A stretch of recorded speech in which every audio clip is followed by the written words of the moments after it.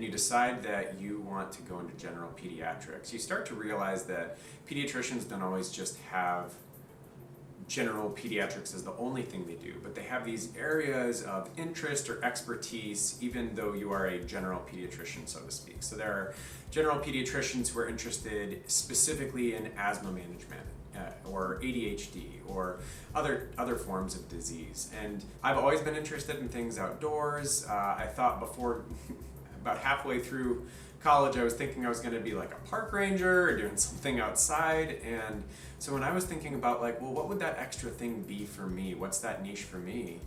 I just started thinking about environmental issues and their intersections with health. I started talking to people, and once I found out that what I was doing was more unique, I started asking myself, well, how do I know that what I'm doing is actually effective? I did about 3 months of a study. It wasn't that long, and this wasn't something that I was doing at the time that I knew I was going to publish. It was just something that I wanted to track for my own edification.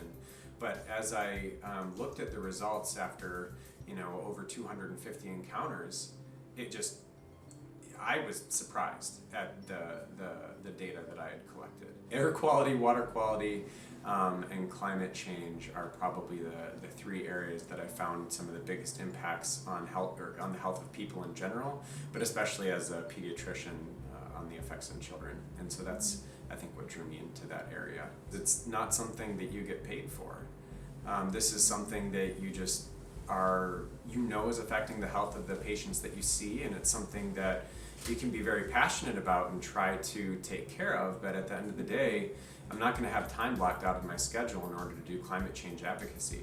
There's a certain amount of nervousness that I think that any provider has when venturing into that area. I think that there can be a lot of hesitation from there, because cherry picking evidence is never a good thing. You want to make sure that when you're analyzing things that you're presenting valid information, just like you would for anything else as a pediatrician when you're talking to your patients. And that we should be talking about these things in clinic. And so even though it sort of feels like a leap of faith sometimes, we know that it's also our professional responsibility to incorporate best practice guidelines into our work.